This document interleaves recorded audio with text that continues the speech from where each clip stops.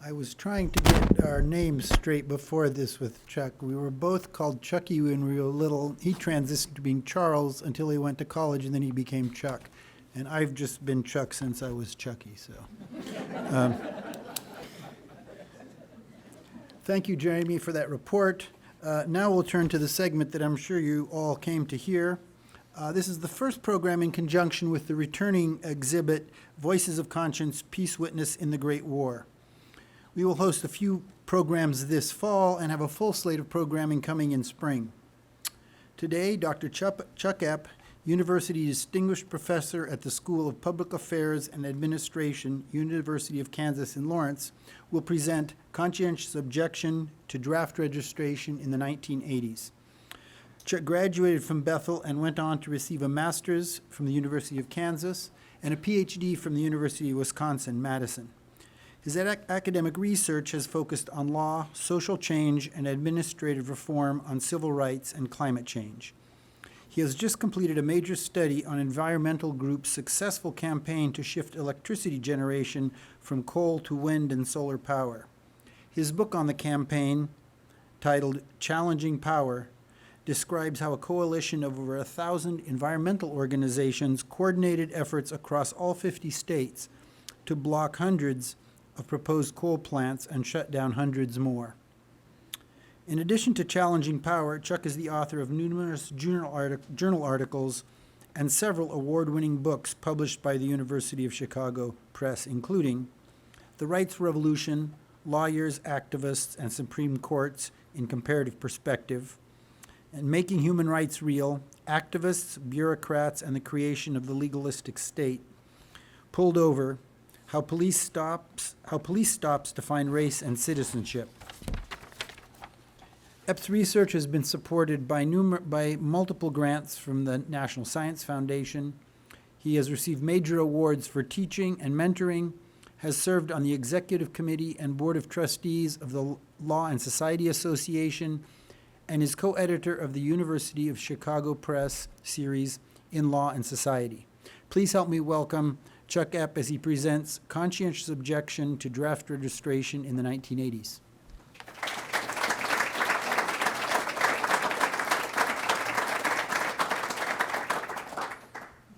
Thanks, Chuck. Good afternoon, everybody. It's so nice to see so many familiar and friendly faces out there. I want to say two things first. It was really an honor to be asked to give the talk that accompanied the inauguration of the Peace Witness in the Great War exhibit. That's a fantastic exhibit. Many of you may have seen it. I saw it 6 years ago with my father before he passed away. Our family went up to Henderson and visited, and it was on display there. It's a remarkable exhibit, so it's an honor to be asked to speak for the inauguration of it here. Second thing I want to acknowledge at the start of this, so I talk all the time. I give lectures all the time. I'm unusually nervous today. This topic brings back many memories, many of them very good, and some of them difficult. Needed to say that. Looks like I don't have a clicker, is that right? Gentlemen in the control room?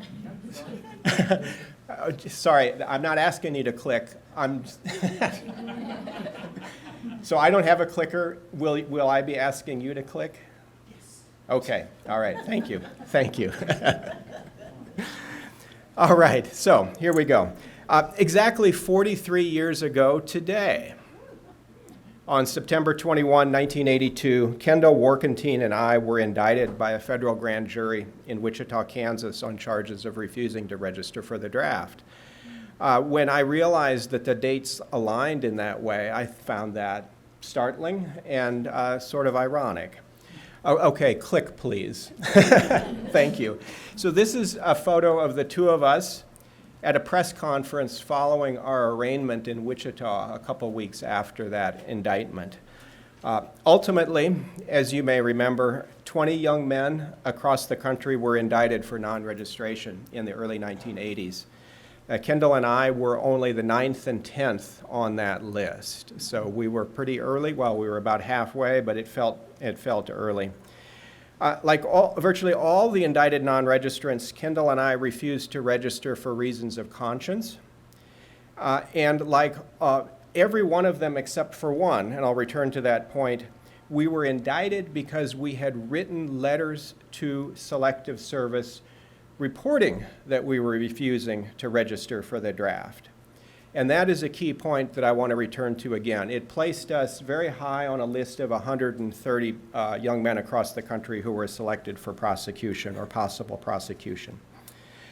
I'm going to spend about half an hour today talking about the larger significance of that movement in the early 1980s. And I want to make three points, or I want to address three issues related to that larger significance. The first is draft registration continues to this day, as I'm sure you know. But conscientious objection to it has receded from public attention. What was different about the early 1980s? One was that President Jimmy Carter reinstated draft registration in 1980 as an explicit military threat to the Soviet Union.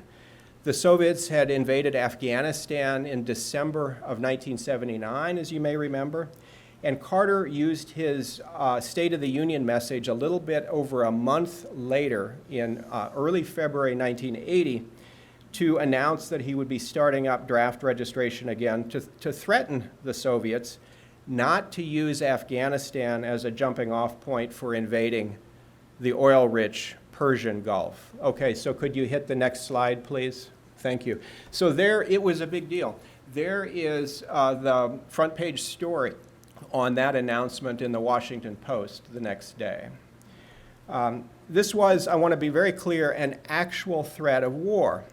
As Carter put it in that State of the Union message, registration was needed, in his words, to, quote, meet future mobilization needs rapidly if they arise. So, for the first time since the Vietnam War, the President and the Defense Department were actively planning another major war, and draft registration itself was a weapon in that planning. Another thing that made the 1980s distinctive was how President Reagan, the president that immediately followed Carter, ratcheted up those tensions. In a famous speech in 1983, he called the Soviet Union an evil empire, his words, and the focus of evil in the modern world. So could you hit the next slide, please? He led, as you may remember, a massive military buildup that actively threatened the Soviets and that provoked a retaliatory buildup in response from the Soviets. He also carried out proxy wars in Central America and Afghanistan that destabilized those regions and worked real havoc and tragedy in those regions. So this is my point number one in this half-hour talk. For a lot of reasons, the reinstatement of the draft registration in 1980 was a big deal. It was a major element of the U.S. government's military threat to the Soviet Union. It was on the front pages of the newspapers. It was a key element of American strategic policy. My second point is that Kendall and I and the other 18 non-registrants who were prosecuted by the federal government were only a small part of a much larger movement that refused to participate in that threat. This movement's key insight was that draft registration itself was an instrument of war. And so individual young men faced a critical choice. Were we willing to be a part of that instrument of war by signing the draft registration card? And could you click the next slide, please? There's the card. This actually is a more recent version of it. There's a section for email there. That didn't exist in 1980, but otherwise it looks essentially the same. We were required to fill out and sign these cards and then turn them into our local post offices. The post office would forward them, of course, to Selective Service in Washington, D.C., and the Selective Service would compile all the data into a big database of registrants. For many of us, the requirement to sign that card in that rectangular box at the bottom concentrated and focused the issue. It seemed to us to be a demand very specifically to sign our names on in support of President Carter's military threat and then President Reagan's military threat. This was not, frankly, the view of church leaders at first. These leaders viewed the problem not as registration itself, but whether selective service would offer meaningful alternatives in the event that a draft was started up. And that key point is illustrated by a debate that occurred at the first Mennonite-sponsored conference on how to respond to registration. That conference was held in March of 1980, a little over a month after President Carter's announcement in the State of the Union address.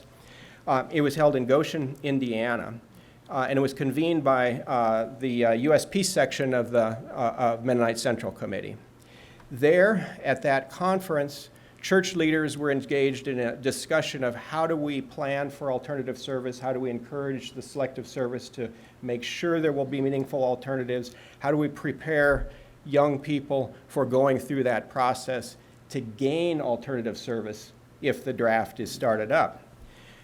But as Mark Becker, a colleague of many of the non-registrants at Bethel at the time and now a history professor, shows in a fascinating senior thesis that he wrote at Bethel, Dennis Cohn, a member of this community, who had refused to register during the Vietnam War, was present at that conference, and he gave a very powerful presentation urging the participants to consider non-registration as a significant option or alternative. He said, you ought not just be thinking about what comes next, but about this first step. Mark reports, and he did lots of interviews with participants at that conference, that many of the young people in attendance were already thinking along those lines. For them, as I've suggested, the signature on the card was the key issue. For them, they were thinking about that first step and could they participate in it. And Mark reports that they were carrying on intense discussions in dorm rooms at the conference late into the night about what they would do about it, how they would deal with it. And this was, by the way, a concern among young women in attendance as well, because as late as March 1980, it was still a very real possibility that Congress would require women to register as well as young men.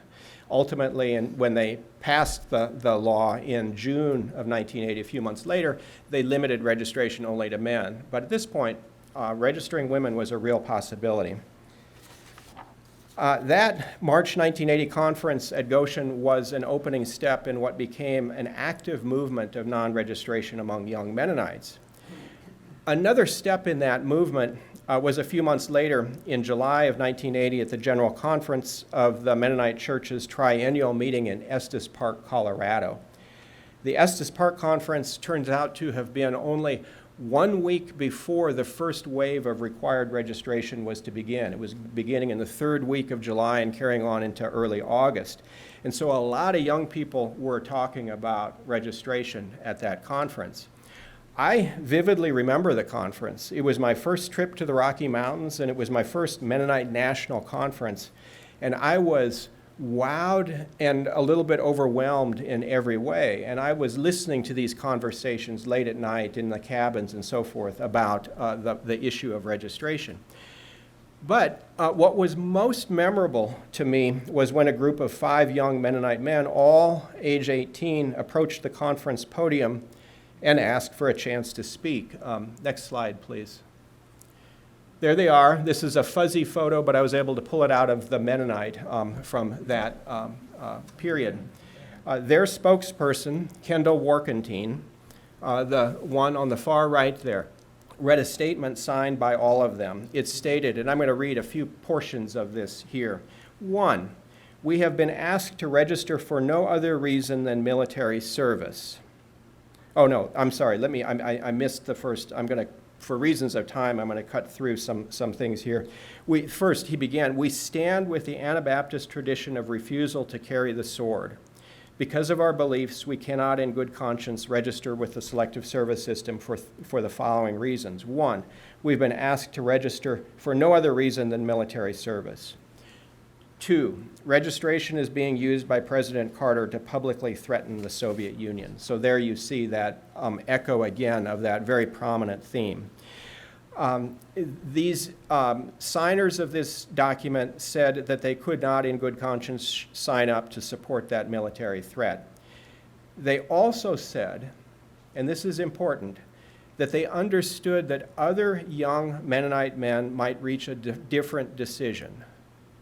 That is, that this was a fraught decision, but that it was very possible and legitimate that others would decide differently. But they emphasized, in either case, the issue would be a difficult one for many young Mennonite men. And so they asked the conference to pledge the resources of our brotherhood, this is their terms from the time, to supportive ministry of young people faced with the question of registration. The conference then deliberated on that request and voted overwhelmingly to issue a resolution affirming that support. That was an electrifying event for me. Many of the five were students at Bethel College, and I recognized them there.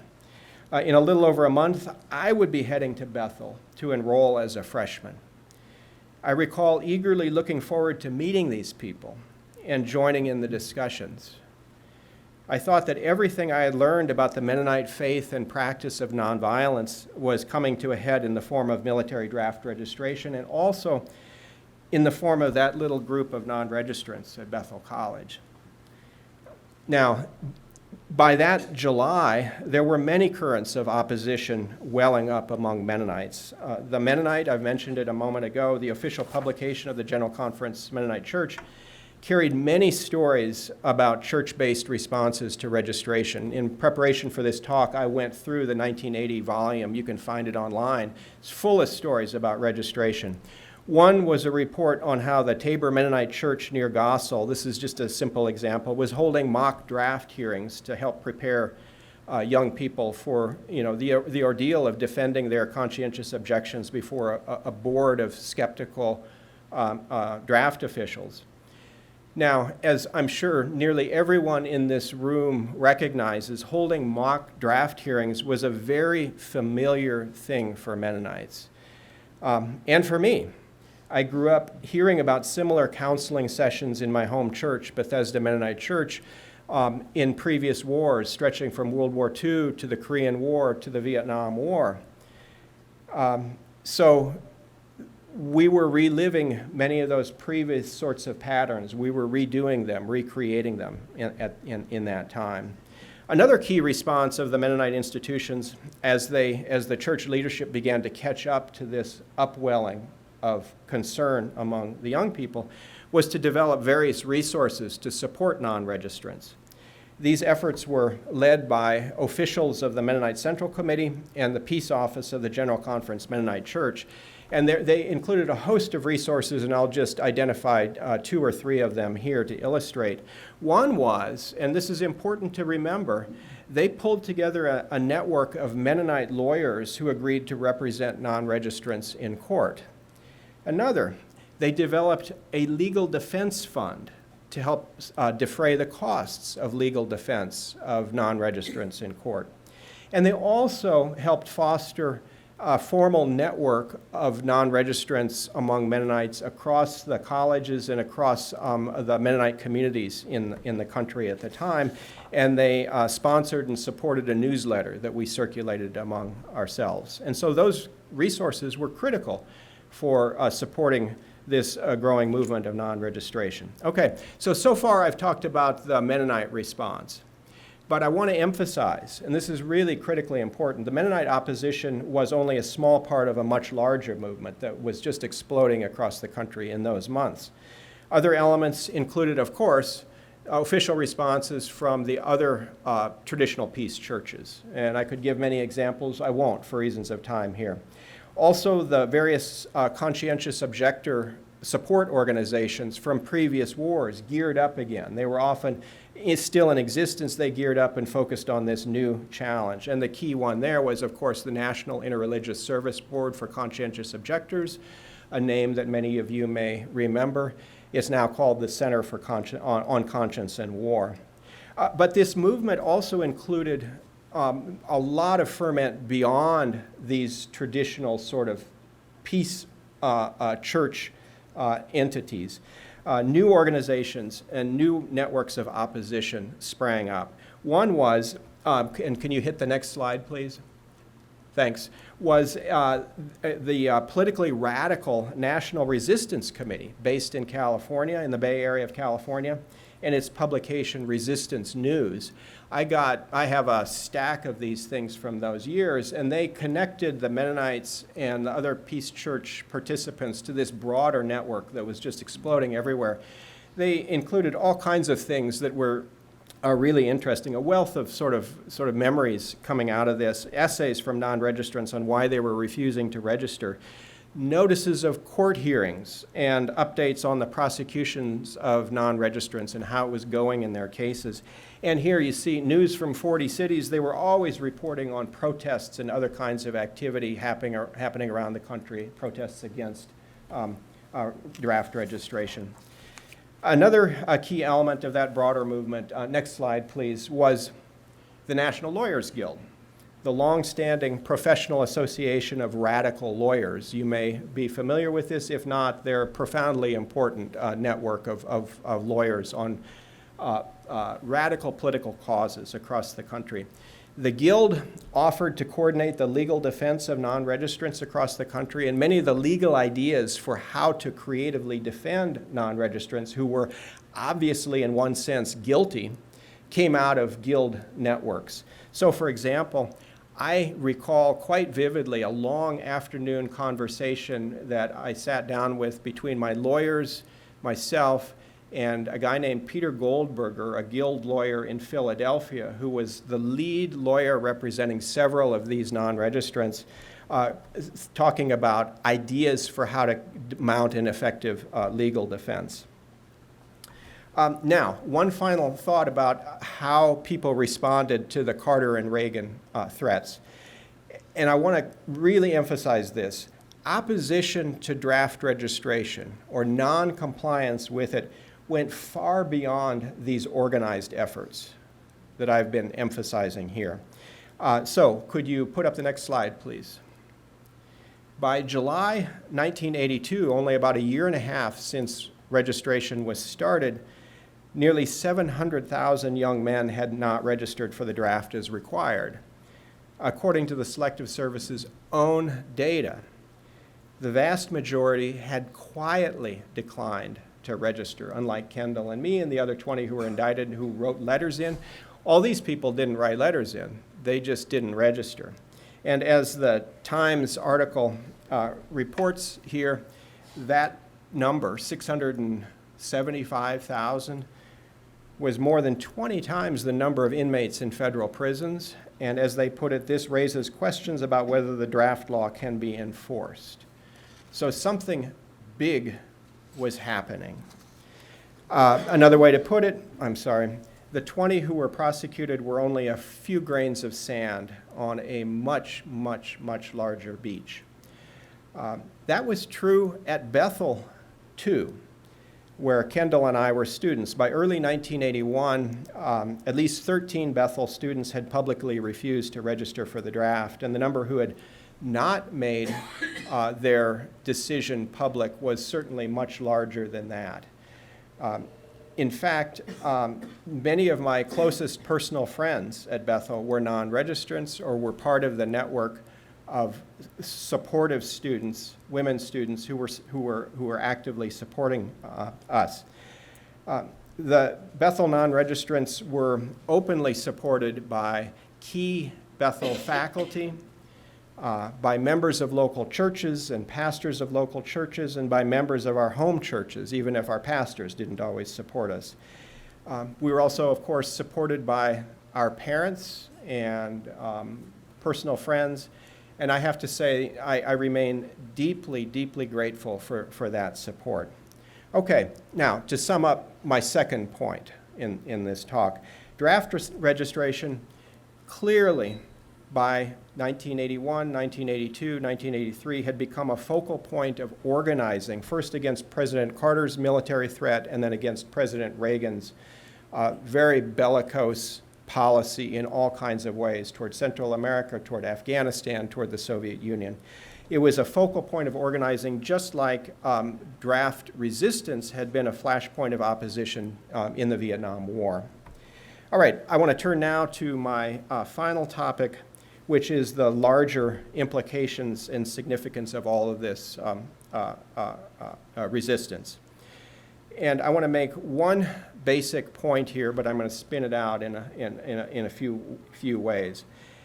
And that is that prosecuting the public non-registrants like Kendall and me clearly backfired on the federal government. It clearly backfired. The leaders of the Selective Service system and the Justice Department wanted to make examples of the young men who they prosecuted. This, they expected, would deter others from refusing to register. They were very intent on that 675,000 and wanted to somehow drive those numbers down. So they picked non-registrants who seemed likely to continue to refuse even in the face of a threatened indictment and even in the face of actual prosecution. This would ensure that there would be trials and that there would be publicity. And they expected that all those trials and all that publicity and the expected convictions would help send the message that if you don't register, you will be caught and you will be punished. And so the rest of the 675,000 would see that and say, oh my goodness, better sign up.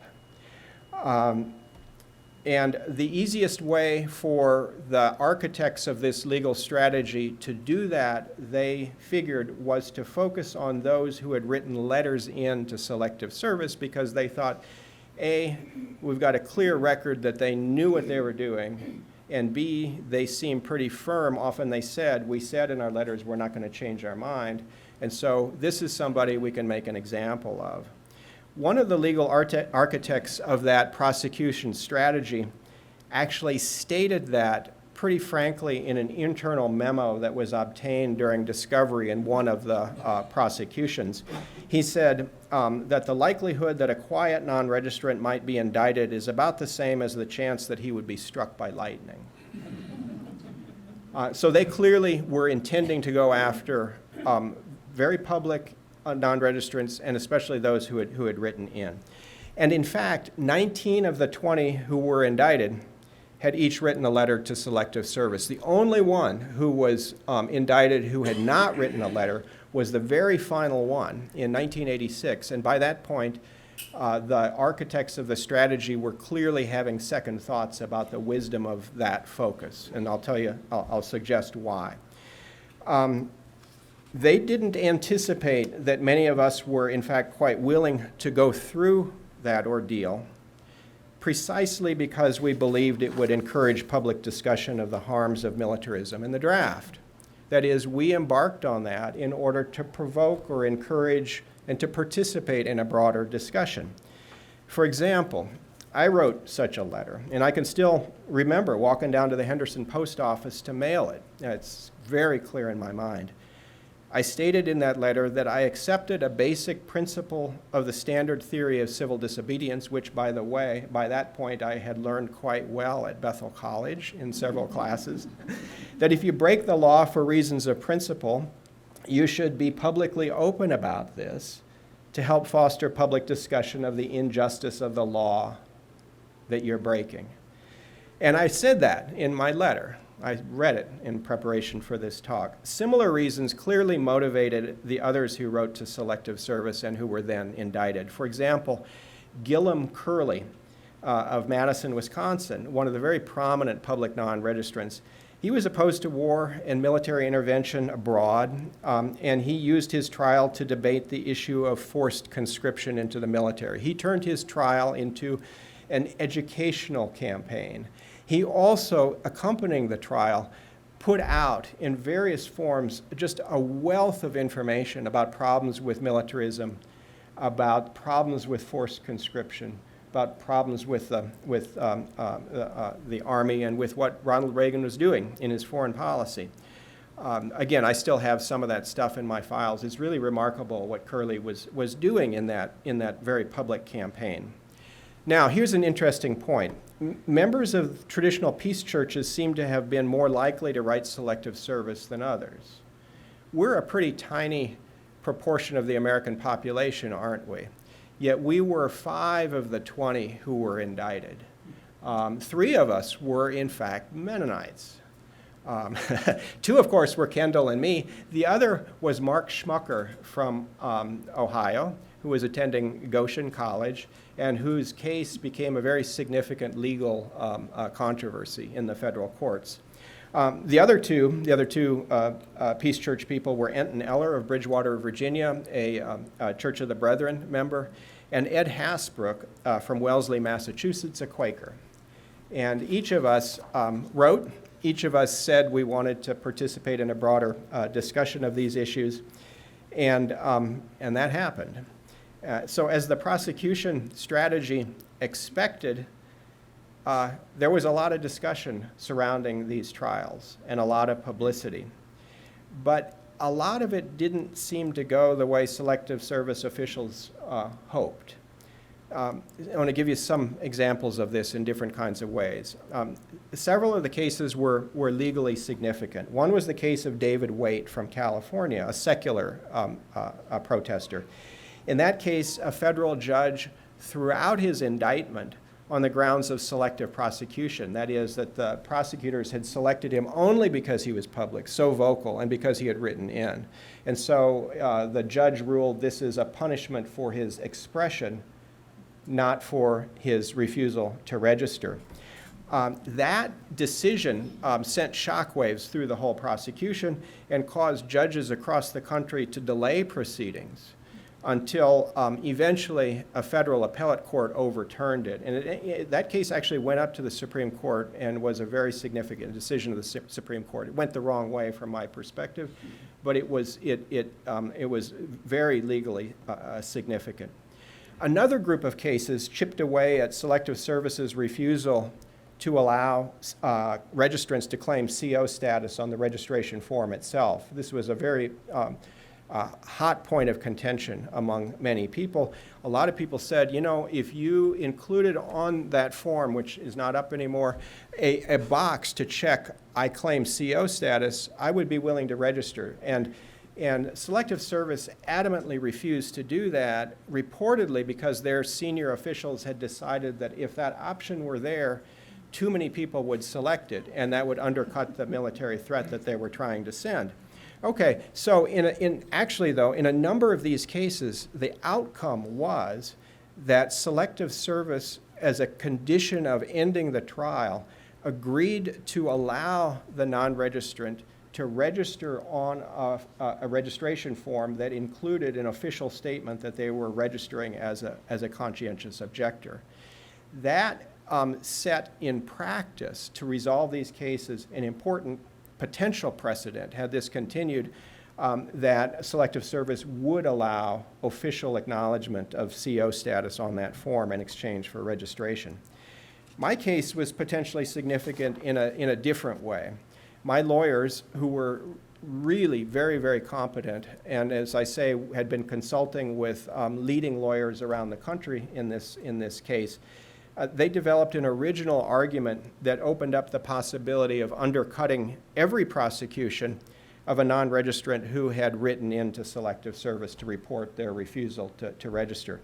The central claim of that defense was, hey, look, in my letters to selective service, and I wrote two of them, I included in those letters all of the information that you're demanding on that registration form. I'm telling you who I am, I'm telling you my address, I'm telling you my birth date.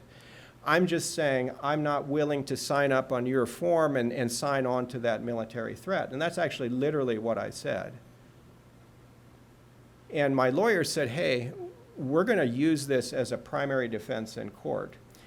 And at a key point in my trial, one of my lawyers asked an official of the Selective Service who had been brought in to testify, a senior official, why the agency was refusing to accept that information as effectively compliance with the law. Could we have the next slide, please?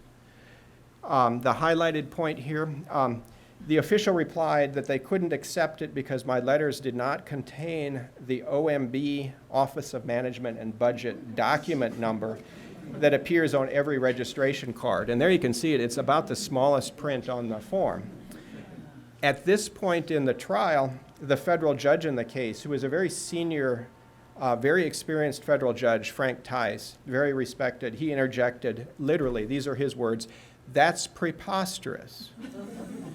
You're saying you won't accept the information simply because he didn't include the OMB document number?" And at that point, the judge turned to the prosecutor and ordered him to consider dropping the charges. But then he turned to me and he ordered me to consider working out a compromise with the prosecutor that would enable the prosecutor to drop the charges, okay?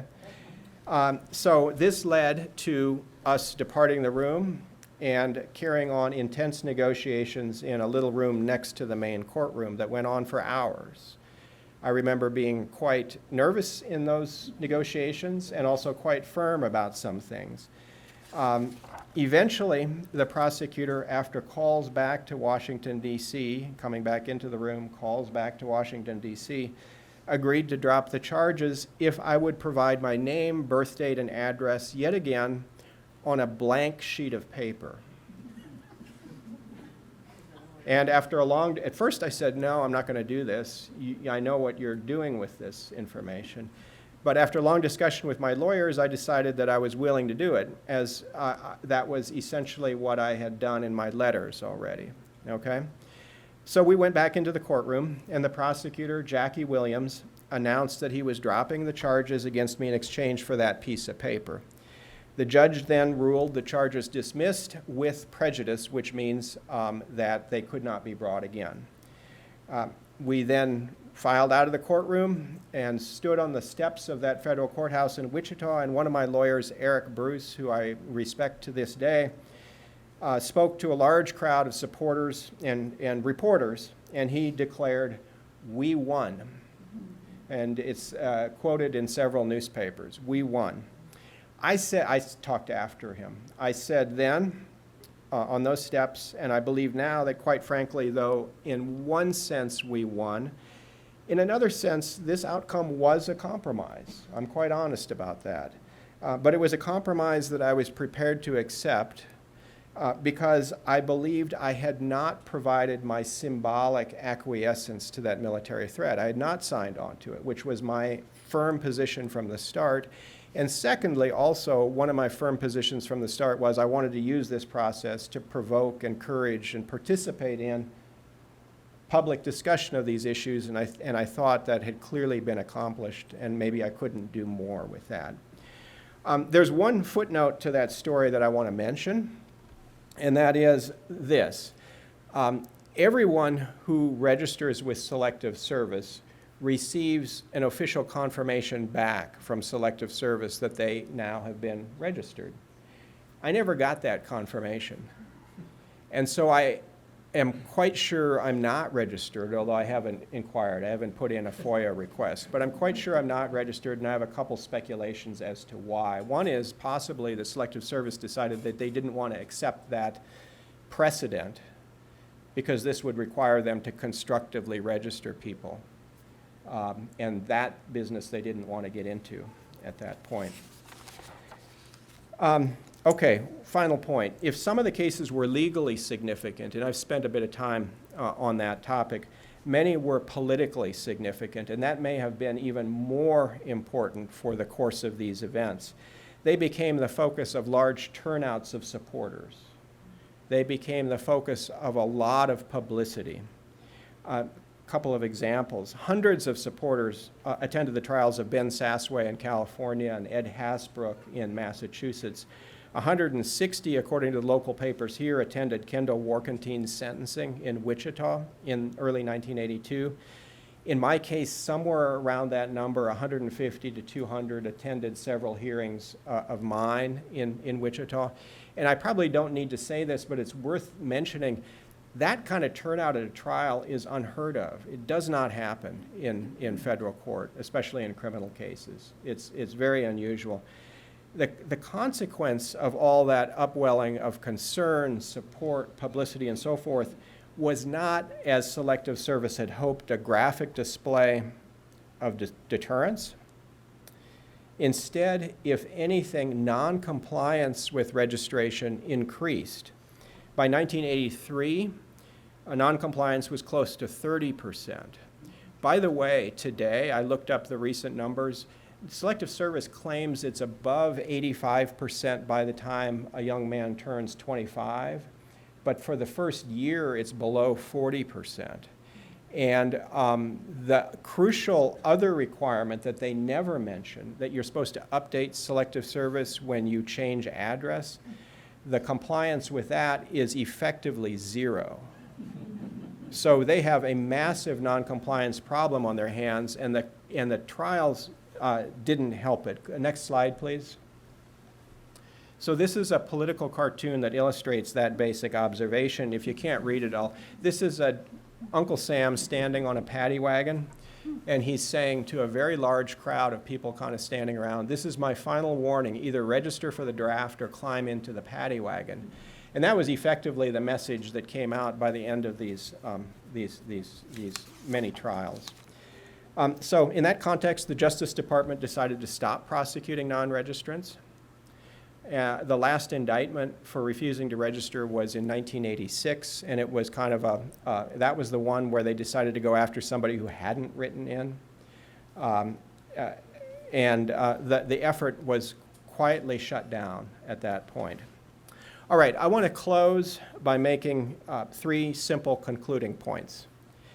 The first is one that I've said in various ways, but I want to say just in very simple form. Draft registration in the early 1980s posed a particularly acute choice for many young men. Like me, many asked, am I willing to sign on to the president's military threats? And many of us decided that we simply could not, for one reason or another, much of it for moral reasons. The second point I want to emphasize in closing is that this upwelling of opposition seems to have mattered.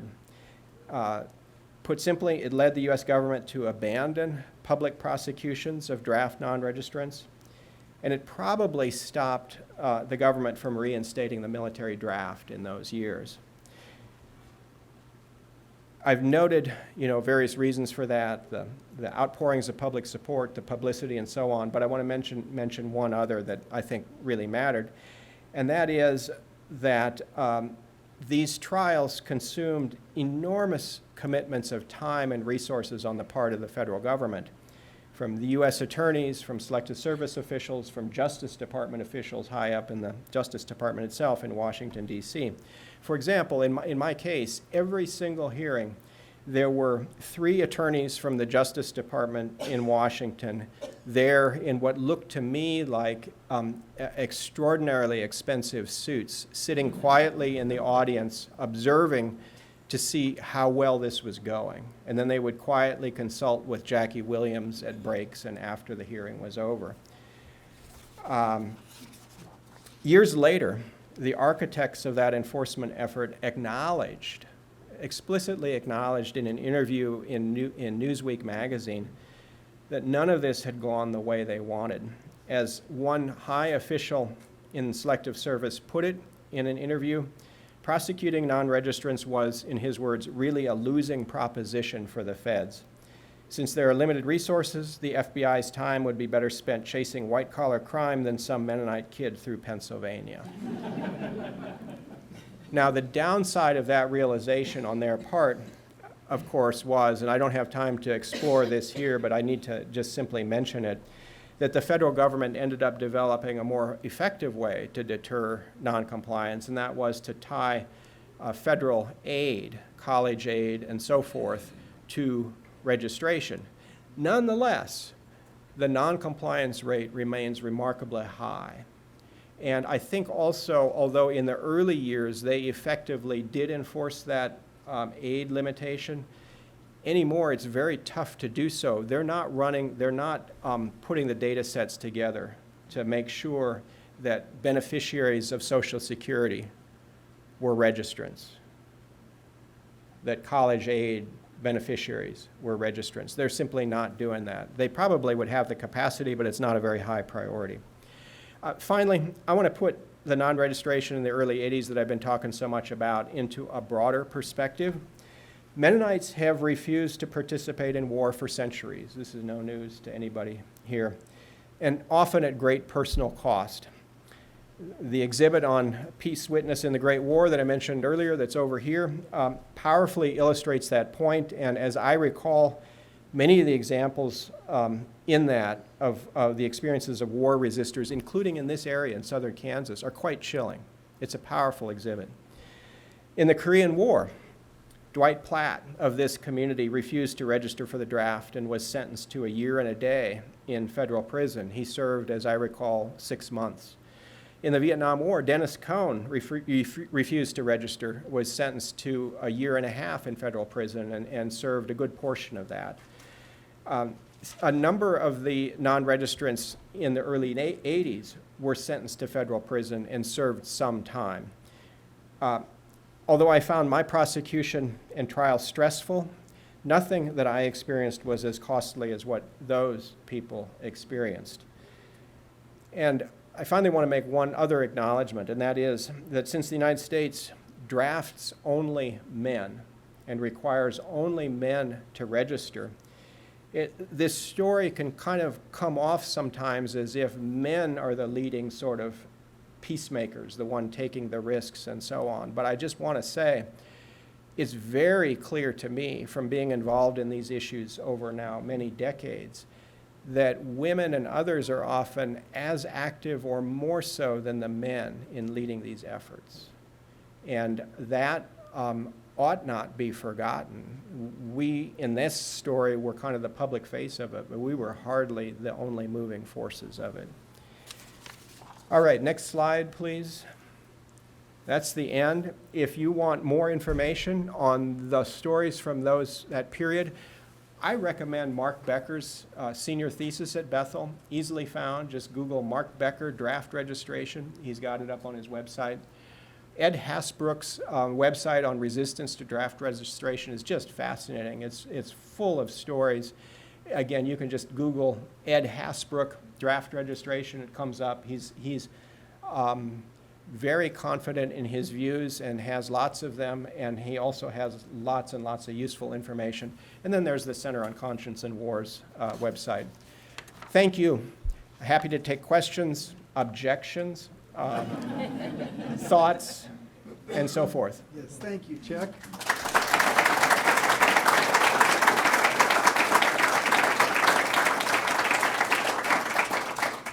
So if you have questions, let me bring the mic to you so we can all hear it.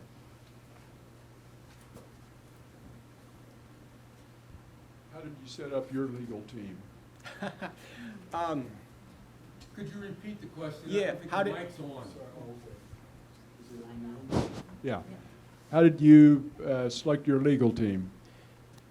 So almost immediately after I was indicted, I was contacted by Eric Bruce from Wichita.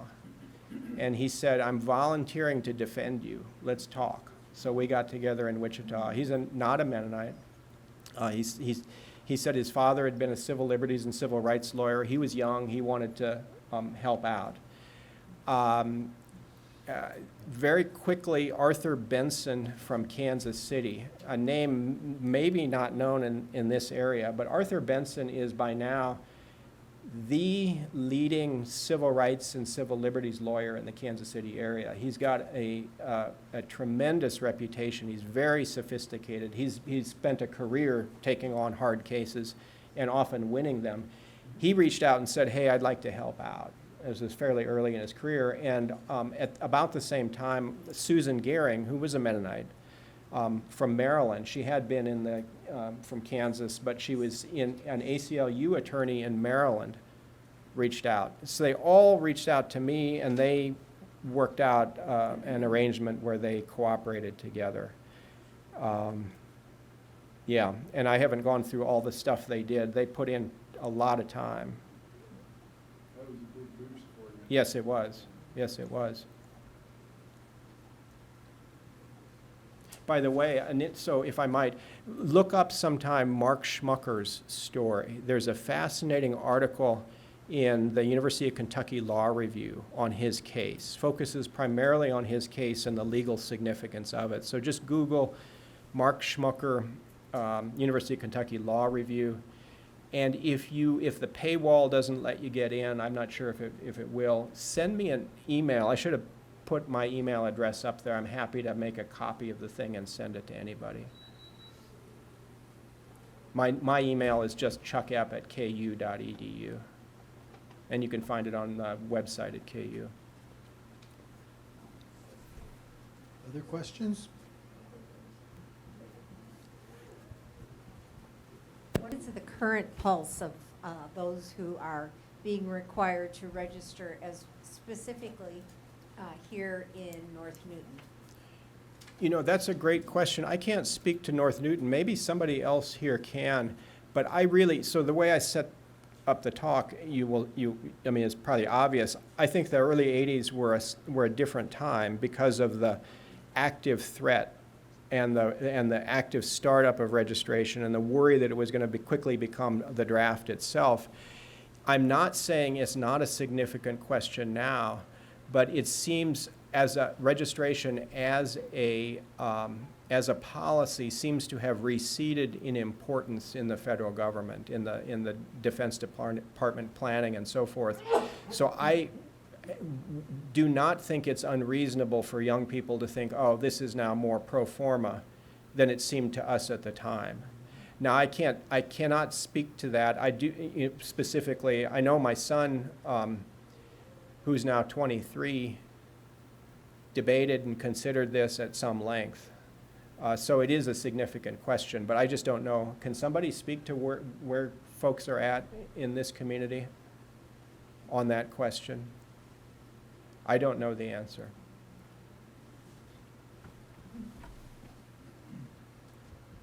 This must have been a considerable journey for your family as well. How did they respond or participate in what you were doing? Thank you for asking. So my parents, Robert and Amelia Epp from Henderson, they farmed, but they had long been involved in peace and justice activities.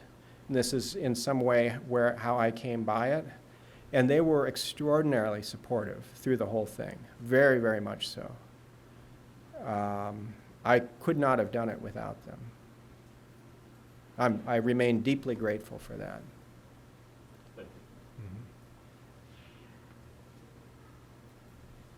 Any other questions? Well, thank you again, Chuck. Did you want? Okay. Maybe it's not appropriate, but I think I recall that your father was one of the seafaring cowboys that took horses and cattle to Poland right after the war, a country where Mennonites had just been kicked out of, and here they show up with gifts. And when we were in Poland this spring, more than one person in Poland commented on the greatness of that action. The paradox of Mennonites being kicked out of Poland and then almost within months later coming with gifts. People caught on to that. Mm-hmm. That was a formative experience for him, as it was for others who participated in that. And a number from Henderson went over on those ships. If I might say one other thing, my dad was one of those draft counselors, organized those sessions in Henderson in the Vietnam period. So.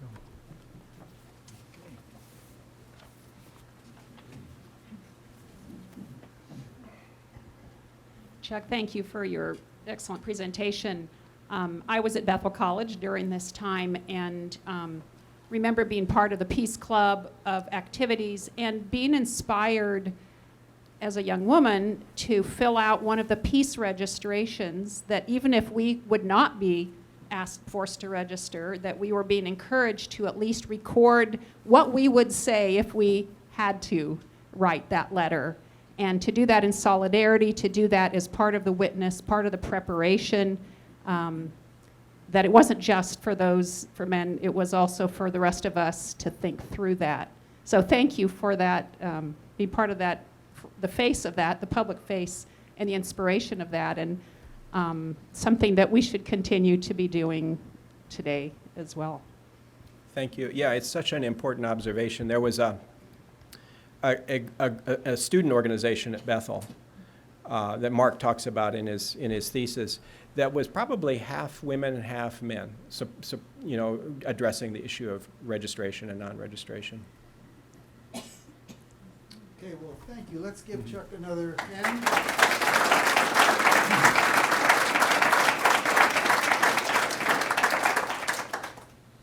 And in just a minute, David Kreider is going to come up and introduce the Voices of Conscience exhibit, but just a few notes here. The week of Fall Fest, October 4, on Saturday, there's going to be a number of events here, a bird walk at 8, at 10 o'clock, an organ recital by Roseanne Penner-Kauffman and Donna Hetrick. At 1:30, Chris Smooker, Kauffman Museum's new collections manager, as introduced earlier, will present Revisiting the Voth Unruh Fast House, 150 Years of History. This is a kickoff for a fundraising campaign to raise funds to repair and paint the Farmstead House. In November, on the 9th, a Sunday afternoon book signing and program by Daniel Markowitz, author of the book The Spoils of Victory. November 14 is our Living Endowment Dinner on a Friday evening. Our guest speaker will be Dr. Susan Schultz-Huxman, a former Bethel College campus kid and President Emeriti of Eastern Mennonite University. We'll also hear some musical selections from our own Jacob and Timothy Schrog. So watch for invitations to arrive in your mailbox within the next couple of weeks, or come in and register at the front desk. And last on our agenda for this afternoon is an exhibit grand opening. Dave.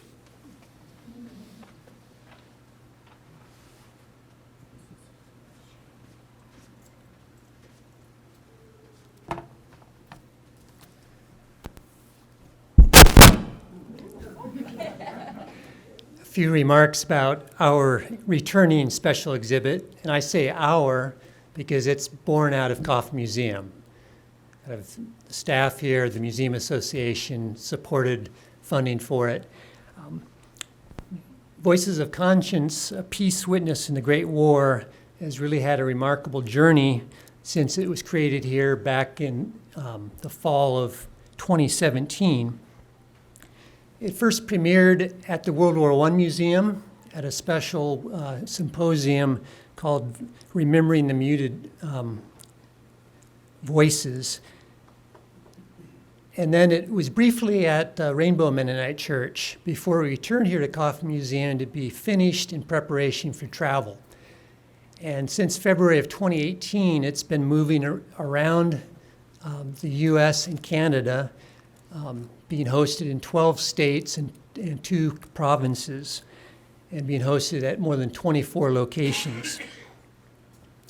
Along the way, it received a national award in 2020 from the American Association of State and Local History, received one of its top exhibit awards. Among the 24 host locations have been virtually all of the Mennonite colleges, as well as museums, heritage centers, and churches. I'll highlight just a couple of unique locations along the way. The one non-Anabaptist college was Southwestern Adventist University in Keene, Texas. The Adventists have had a pacifist tradition that has been latent, and Southwestern Adventist University hosted as part of a historians conference to help rekindle an interest in their heritage. In Lancaster City, Pennsylvania, it was sponsored by the Mennonite Historical Society, but it was hosted at Landis Homes, which is a large retirement community, and there it was open to their whole community 24/7. Any resident could visit it any time of day or night. I wonder if Blue STEM communities could consider that. Partnering with Kauffman Museum to embed a traveling exhibit in the middle of their retirement community. In Aberdeen, South Dakota, the exhibit was hosted at the county museum, but it was sponsored, underwritten, half the cost was underwritten by the local Hutterite community, which is about 20 miles away. And the entire volunteer workforce to help me install the exhibit was a group of young Hutterite men. They enthusiastically invited me back to their colony when I returned to take down their exhibit, and teased me since I was the only one in the group who didn't have a smartphone but had a flip phone. When I return, I can join them.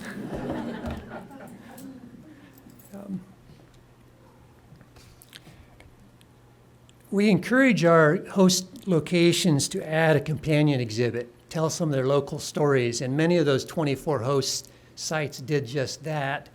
But there are two locations that really stand out as going an extra step. One was Bluffton University, where they dug into their own archives and pulled out stories from their community, looking at those who were voices of conscience during World War I and II, both who served in the military and those who did not. They also highlighted the artist, Russian immigrant artist John Clausen, who came out of Russia in the 1920s and then became faculty member at Bluffton. They featured his art along with speakers and art programs and musical events. Another location that stood out was Henderson, Nebraska, the community that Chuck grew up in.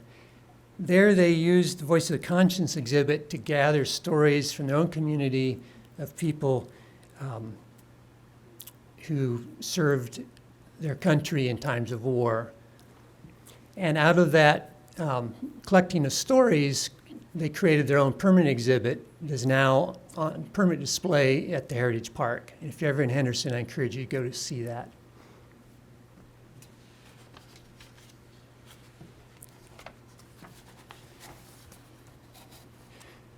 The exhibit will be here up through the end of May, and I encourage you to keep tuned for additional programming that'll be available for the next 6 months. After May, it'll continue to travel, and if you have ideas or contacts in countries around the country, I encourage you to reach out to Julie Robinson, our traveling exhibits coordinator, and share those ideas with her so we can continue to have it, the exhibit have engagement with people around the country. And now to help celebrate the reinstallation of the Voice of Conscience, we're going to move to refreshments. But a few words on that. The refreshments may seem strange in this context. We're having root beer floats, but they actually suit the time period, the Voice of Conscience, quite well. Apparently the first root beer to be commercially distributed was produced by Charles Hires, and A&W Root Beer Company began in 1919, just at the end of World War I. Root beer was served at veterans' parades after World War I. So come take a look at the returning special exhibit, Voices of Conscience. Enjoy some root beer while drinking responsibly in the exhibits. So enjoy.